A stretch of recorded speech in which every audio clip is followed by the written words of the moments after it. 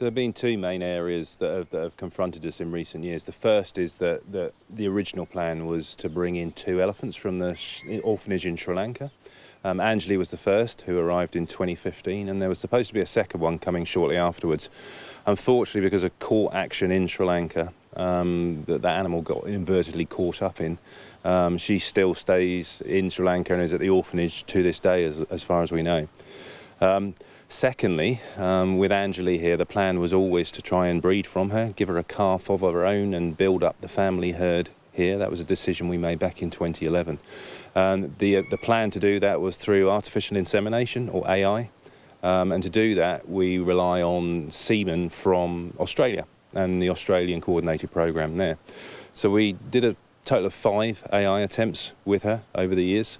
And initially, we didn't have a good understanding of what her reproductive cycle was. So Anjalee's actually quite unusual in that her biology, physiology, she's particularly sensitive to one hormone, and that's resulted in her releasing the egg actually quite early in the cycle. So with the AI attempts, it meant that we were putting the semen in just slightly after the necessary time. So once we had that knowledge, great. But unfortunately, we're then in a situation where we can't get any more semen. So the main donor bull in Australia died, and sourcing that semen then became impossible. On top of that, we're now in a situation where we've got COVID-19 and the requirements for 2 weeks of quarantine. And given that any AI absolutely relies on collecting the sample, transporting the sample, and then using the sample within 24 hours, it's just untenable.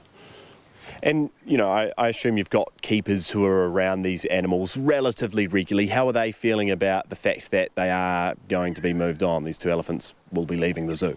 So it's a devastating time for them, for all of us, and I believe for the wider Auckland community. They're so much a part of our lives and have been for so long.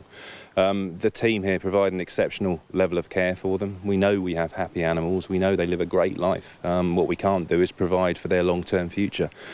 And so, yeah, it's deeply upsetting for them, and you know, we really wish we could have provided a future for them here. They are absolutely committed to the care of those animals, so when we do identify the new home for them, they will travel with them, help them settle into their new home and ensure that it's as stress-free as possible for them. And will that new home be overseas? Yeah, so there are no other elephants in New Zealand, and that's one of the tragic things here, that when Anjalee and Burma leave us, there will be no elephants in New Zealand. It's unlikely that there will be elephants for the foreseeable future in this country. So yes, necessarily they will need to go overseas in order to fulfil their long-term future needs. And why is that? Why won't we see any elephants here once these 2 have left for the foreseeable future? So doing elephants well, as we do here, requires an enormous level of commitment and resources. I think the challenges we faced in recent years and the circumstances we have mean that I cannot really see a pathway for any zoo within this country to do it properly in the foreseeable future. How do you transport these animals once they do eventually leave? How does that work? Yeah, it's a great question, and moving elephants is obviously a considerable logistical challenge. We have had experience of it, of course, with 2015 and moving Anjalee from Sri Lanka. But there's a lot of planning that goes into it, a lot of liaising with the receiving organisation.